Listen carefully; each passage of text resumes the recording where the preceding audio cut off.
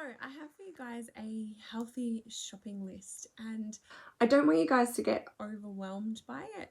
I just want you to know that, you know, being educated and informed about these sorts of things can just lead to better choices.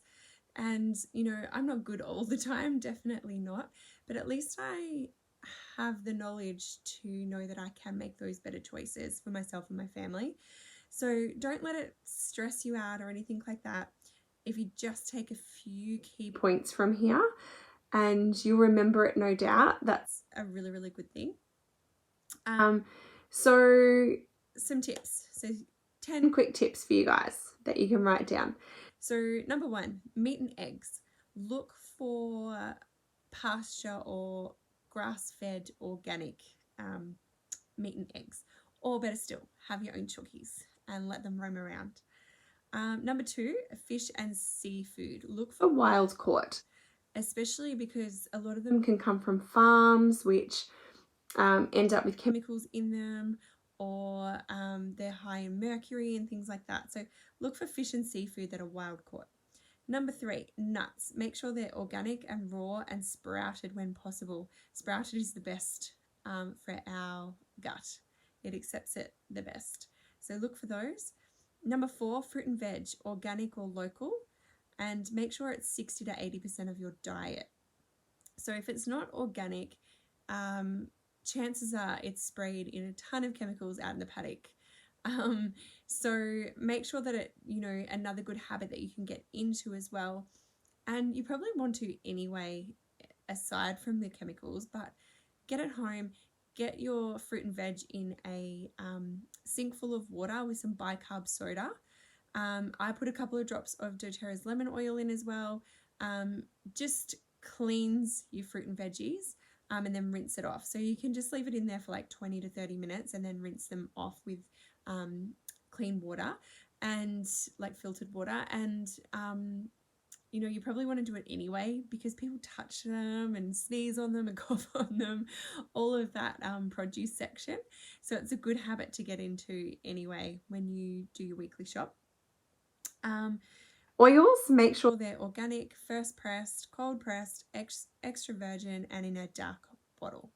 So yeah, as I've mentioned as well, that oils can be quite volatile once they get heated. It can change the properties and then can cause inflammation in your body. So having an oil that's organic, first pressed, cold pressed, extra virgin in a dark bottle is the way to go. Number 6, salad dressing. Use lemon or citrus, olive oil, dried herbs, and sea salt.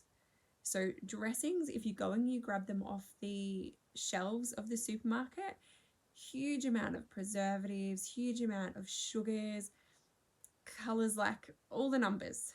They're quite bad if you go and have a look at them. So salad dressings, use what you've got, like use a lemon, use your limes, use your olive oil, your dried up herbs, and some sea salt, and it's so much better anyway. It tastes so much better. Number 7 is water. Drink fresh filtered water.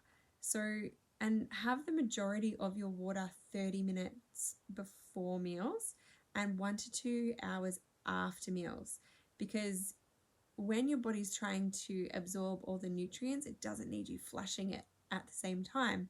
So a lot of us are in the habit of having a drink while we are eating, like at dinner or lunch or whatever. We should be having our our water intake before we eat, about half an hour before, and then let our bodies digest the food and absorb the nutrients for 1 to 2 hours before we start flushing it with some more liquid again. So that's just another good habit to think about. Number 8 is fasting. Aim for that 12-hour fast overnight so your cells can clean out. Number 9, meal timing. For most, keeping meals a minimum 3 to 4 hours apart is ideal. Helps with nutrient absorption. It lets your body rest. It lets your body clean out. It's just all around a good habit. Number 10 is breakfast. An easy to digest breakfast, like a smoothie, is a great way to get all your nutrients in. You can pack so much into a smoothie, and it's a good way to get hydrated again. So the biggest tip is probably eat mostly whole foods. So foods that That are actually once alive. So growing in nature. That is what we're born to do, basically. We weren't made for synthetics and things that our body doesn't recognize. It just simply doesn't recognize it. So things like, you know, herbicides and pesticides and things like that, it can be really damaging. And also as well, any like hormones and things like that that they add into meats and things. What else? Like antibiotics and synthetic hormones. Yeah, so organic is usually the best way to go. Unfortunately, it's not always the cheapest way to go. I choose to grab a lot of frozen fruits and vegetables because a lot of our fruits and veggies are prematurely ripened with chemicals, or they are laden with more chemicals to sit on the shelves for longer. So I know at least they haven't had as much if they're snap lock frozen.